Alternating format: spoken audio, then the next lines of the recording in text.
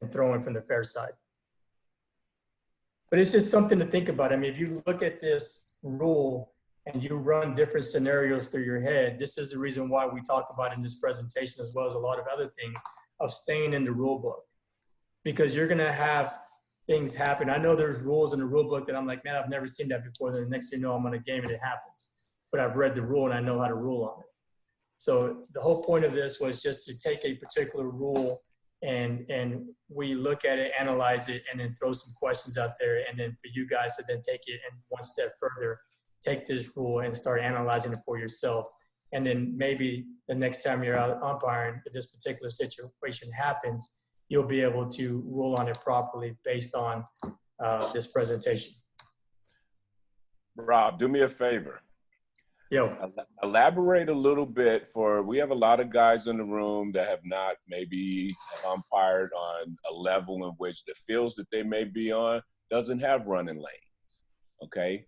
Elaborate a little bit on more how they would use what they have on their fields to judge whether or not a situation like that, what they may call in a situation like that. So that's a great point. And when we talk about a running lane, you could also look at it by the established running lane of a runner who's maybe rounding first base, headed to second base. There's actually no lines there either. Mm-hmm. So this is where we have to use our judgment to determine the running lane, when the running lane was established. Now, the running lane defined in the rule book is I believe 1/3 of the way up, 3 feet off the line. So at this point now we're using our judgment as well to say, okay, was this player within the 3 feet of the running lane? And when there's no defined running lane, you're going to have that smart ass coach or player who's going to come out and say, wait a minute, how do you know what 3 feet is? Well, as the official, one, we're confident in our response. Two, coach or player, whomever you're dealing with, I'm using my judgment, and that's what we have today, and that's what we're going with. So in my judgment, that runner was outside of the 3-foot running lane. But in this particular situation, this was an easy one because there's always going to, well, I shouldn't say always, but there's a high percentage of time there's always going to be a foul line or a line going up, extended from the plate through first base. So if we can easily identify that a foot was completely in fair territory when that player was hit by the throw, that right there tells us all we need to know. Where it becomes a true judgment is on the foul side. Did they run 3 feet outside of the lane to avoid being tagged? Now, they can run 3 feet. They can run beyond it if there's a fielder attempting to make a play. So, for example, first baseman's taking a foul ball, running up the line, and they're clearly in that lane or clearly within the 3 feet of that line, then it's the base runner's responsibility to avoid contact. Thank you.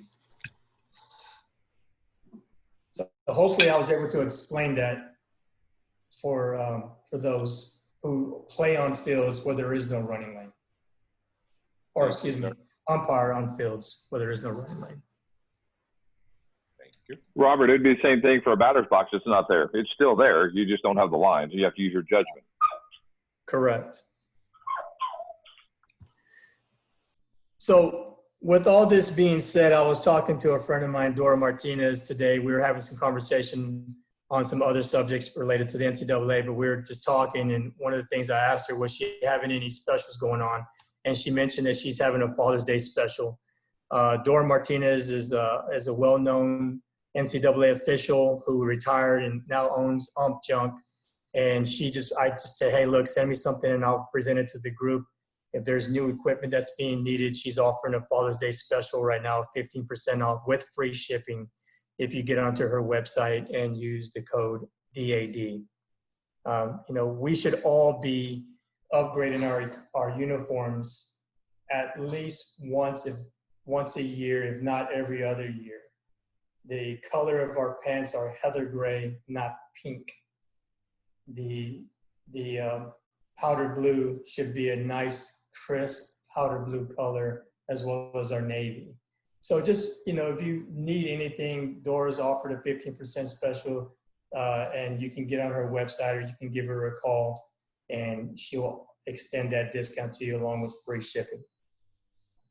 So that concludes my presentation today. If there's any questions, I'm more than happy to answer them. Hey, Rob, I have a question for you. Sure. Back when you're talking about pre-pitch, what would you do in an event that you and your partner showed different outs or had a different count on a batter? How would you handle that? So, excuse me, that's come up many times when I've been on the field where I'm looking at my indicator and I've got a 2-2 count and my partner has a 3-2 count. Well, it's our responsibility to call time and confirm with your partner. Hey, partner, I've got 2-2. You're showing 3-2. Can we go to the book? Because there's an actual ruling. If my partner has 3-2 and the next pitch comes in and it's a ball and that player gets on base, there's an actual ruling that we have to make in regards to that. And it's a very embarrassing ruling, but it's something that we're going to have to eat. Now, hopefully you're working with two coaches who are going to be extremely cool with you and say, okay, come on back. But if we make the mistake, we have to make a ruling in regards to it. And that also goes with outs. If your indicator shows 2 outs and there's only 1 out and the player asks you how many outs do you have, Blue, and you gave them 2, and she just takes off like a ball, or he takes off like a bolt lightning, rounding second base, and the ball's caught, and the coach is yelling for that player to come back, and they get forced out, then you're the problem. So it's extremely important that you stay in line with your partner, and it's also important that the plate umpire says the count every other pitch, if anything, so that everybody stays in line. The players, the coaches, as well as your partner knows that what the count is as well as how many outs there is. So you agree that if we're not on the same count or the same number of outs, we should stop and correct it before we proceed? Absolutely. Good. Because, again, if you give the wrong information, that could have a serious impact on the game, the result of the play, the result of the next pitch. Rob, I got a question. Do we go to the home book or the visiting book to figure that out? Home book.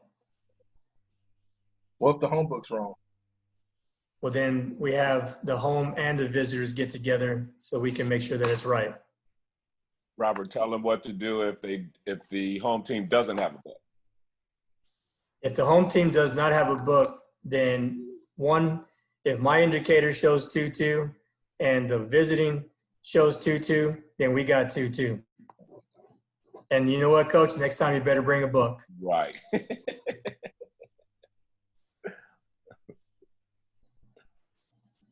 Tony without hair, are we scorekeepers?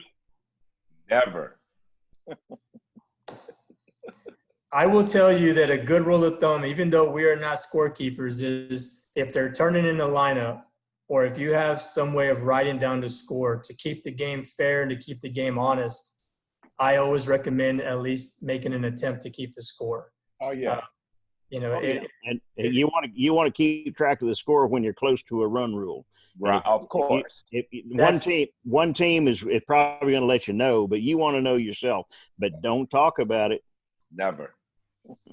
The other thing is having that sheet of paper to write down your offensive and your defensive conferences as well too, because there is a ruling based on how many defensive and offensive conferences they can have, and you need to know that. There's one offensive conference per half inning. There's 3 defensive conferences before we have to do something. So writing down that information, having a piece of paper for an incident. God forbid you have to write an incident report. You ejected X player for X reason. You're going to have to write that incident report. So trying to do it off of memory and then having 2 more games after that, that's going to be tough as well too. So having a piece of paper and a pen, if you saw in my previous presentation, having a pen is something that every official should have. And it's not just 1 pen, it's actually 2 pens. So that way, if that pen runs out of ink, you have a backup for it. Because the last thing you want to do is hey, coach, can I borrow your pen? Mine just ran out. Every Hey. hotel, pens are free. Feel free to stop in. They will give you pens for no problem. Hey, Robert, would you put that advertisement for Dora back up, please? Sure.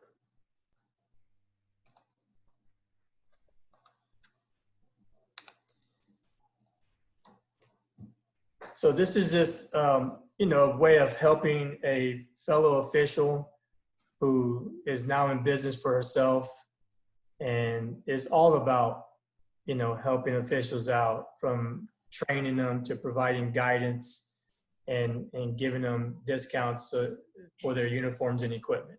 You know, she was one of us for many years, reached the highest ranks of NCAA, has been to a World Series.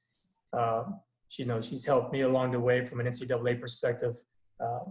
So she's offering this to everybody, and it's a good way to save a little bit of money on equipment and uniforms, as well as get free shipping. Yeah, the one thing I will say though, I looked and the pants are all pleated. So if you're going to look for flat front pants, then you probably need to call and make sure that she has those pants in stock. I'm sure she does, because at many levels that she provides equipment for, they have to be flat front Western cut pockets. So just make sure that if you're for the long haul, you want to make sure you buy the right equipment. Absolutely. And, you know, one of the things I also recommend to people, we talk about uniforms, is buying yourself a travel bag.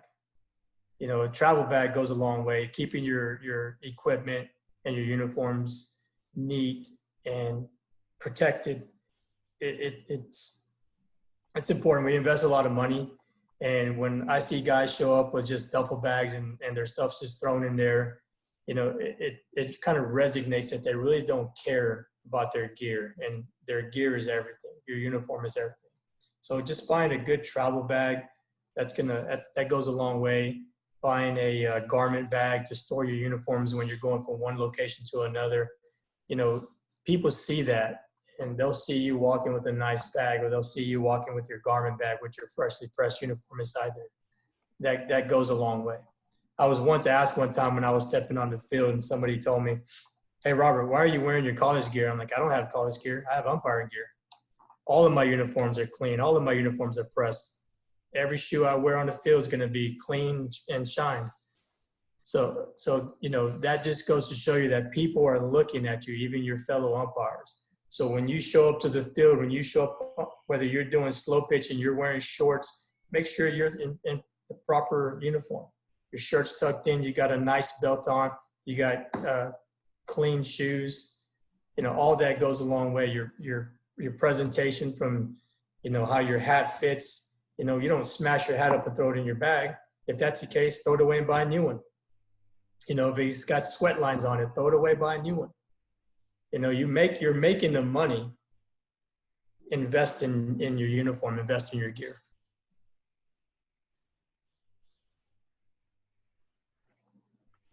Tyler.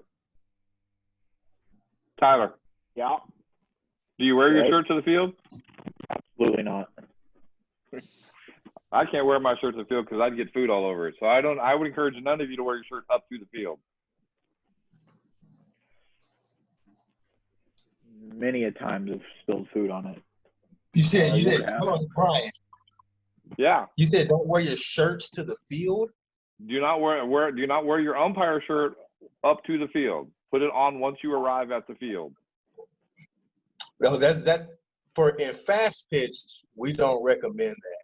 Yeah, no. I think what he's referring to is don't wear it while you're driving to the park, but once you get to the park, you can put your shirt on as Right. long as you're not eating. I don't think he's saying wait till you walk up to the gate and put it on before you're on the field.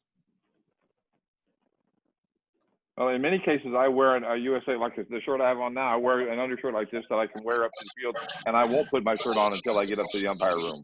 But I just don't want to spill food on my umpire shirt. I'd rather spill it on my undershirt. Messy, Brian. Yes, I am. Great presentation, Rob. Yeah, Thank you. absolutely. Yeah, I want to step in here. We saw some new faces this week, and I was actually extremely happy to see that. And please, if you're new to us this meeting, please come back again next Tuesday, so we can build on what we've started. I agree. Thank you. Rob, are you done? Robert Gonzalez, you done presenting? I am done. Thank you, everybody, for being part of this presentation. Great job, Rob. Yeah. I do have a quick question for everybody. How many of you have the USA Softball Rulebook app on your phone? I do. If you don't, I highly encourage you to get it. So there's.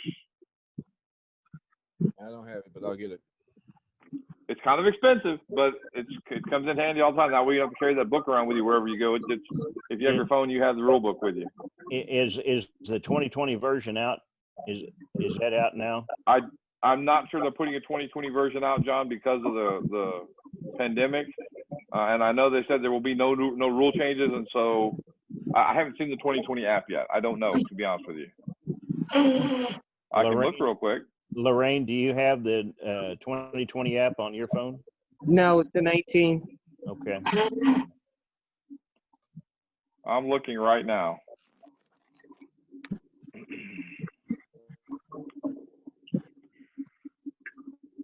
They have a mobile app, but I don't think it's the. Sorry. Yeah, no, it's not the rule book. That's okay. I don't see a 2020 rule book out, John.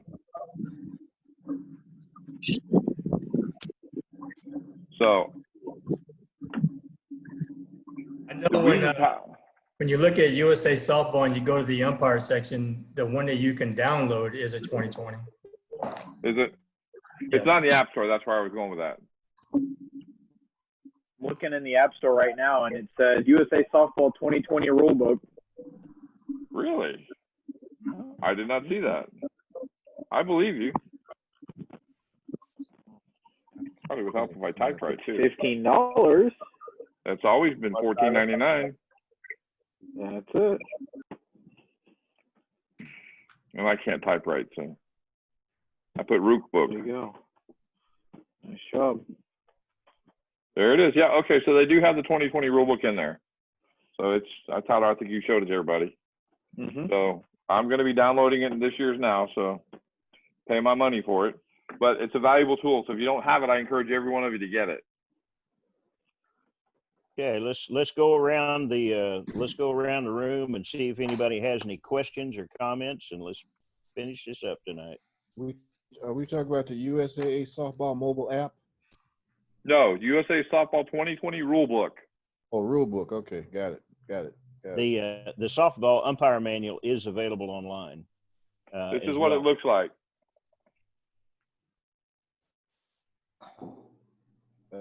Got it. Okay. $14.99. Got it. Yes, that's it. Tony with hair, do you have anything to say? Caught him off guard. Hey guys, I'm good. I'm just listening in. I appreciate it. Let's see. Where'd the other staff members go that are here? Tony's here. I see Tony without hair. Where did Megan go?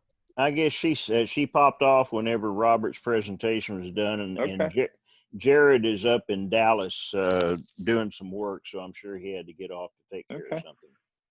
No worries. Tony Hatchett, do you have anything you'd like to add? I want to give a few kudos out to some umpires that we took up to Oklahoma for seniors tournament. They actually did a very great job. First time umpiring in a very long time, and we got a bunch of great kudos, and things in tournament went great, and they've appreciated us helping out. Yeah, Tony, they appreciated you so much that they want you to come to the June 26th tournament. Exactly. What, Brad, you went up there, didn't you? Yes, sir, I did, and I had a great experience. I mean, Tony was we learned a lot of different things. It's the first time I've ever done something like the buffet inning, so that was kind of interesting, and I hope, God, I never have to deal with that again, but I'm sure I will. I will say, it being pretty warm up there, that it was a pretty not fun ride home because I had to stop a few times. Well, we had a couple guys cramping up, so that was not fun. But yeah, no, I mean, I really enjoyed the experience and, you know, having a good time up there with learning different things. And anytime I do something new like that, I get to learn. And it was just really, really a good experience for me. Good. Well, Brad. Yeah, I always talk about stretching an umpire, and whenever I say that, it's you may not think you're ready to go and make the next step, but somebody's going to give you that opportunity to give you the experience, see how you handle it, and hopefully you'll be able to learn from the experience, so that when you go back the next time, you're even more ready for the level of play and the experience. You know, I wasn't there, but if Tony says you got kudos and congratulations. And that also mimics what Scott, Mike, and Robert were talking about, that you go outside the area and you find out, well, we got some pretty good umpires here in the Houston area. Definitely. Yeah, the tournament director sent me a text message and he called me, and so he was very pleased and impressed with you guys. So thanks again for showing up and making us proud. You got it. Tony Hatchett. Yes. How's your side pocket? Not going there. Okay. All right. We're not going to go there. Inside joke. All right. John, what were you going to say? No, I was going to say, Brad, I talked to Monty Valka, and he said with trying to get the county back up, the county buses running out of his facility, that he didn't think he could join us, but he was more than willing to go and bring you in a new batch of pecans to crack. Oh yeah, yeah. When what's her name, Cheryl Buck, lives in a pecan grove and brings me bags of them, and I'll tell you what, I stay busy cracking them things. But yeah, I saw Monty right before I went up to Oklahoma, and I told him that I was going up there and how excited I was and kind of nervous, to be honest with you. And he says, "Yeah, I remember those days of doing all of that." So yeah, he was pretty excited for me, and I hope to see him on here, or hear him on here soon. Likewise, anyway. Brian, Hey, that's all okay. I've got. So. Hey, Brad. Yes, sir. I'm sorry. I got Rachel over here who's been drinking. Okay. So Hello, sorry Rachel. about that. Hey, no worries. Hey, Rachel. Brad. Once you got there, you said you were nervous. Once you got there, what did you finally realize? I'm sorry. What was that? Once you got there, you said you were nervous on the way or before you got there. Once you got there, what did you finally realize? No, here's the real question. Brad, where are you at? Because you're having a good time. I want to go. Yeah, I was going to say. we were at Scholars and Scoundrels, and yes, it was a good time. Yeah, I think she's Rachel got something else on more mind. than I. Yeah. But right now we're on our way home. But Rachel's. Shut up. Rachel's. Yeah, I got to put her to bed. I can assure you, Rachel doesn't have that on her mind. Yeah. Hey, guys, I got to go. I got to get with my wife on an issue. Talk to you later. Oh, yeah. Okay. All right, guys. I appreciate everybody being here. Thank you. We'll see you same bat channel next week. Sounds good. Thanks for all the newcomers. All the newcomers, welcome. Hope to see you back soon. Thanks, guys. Thank you. Got it.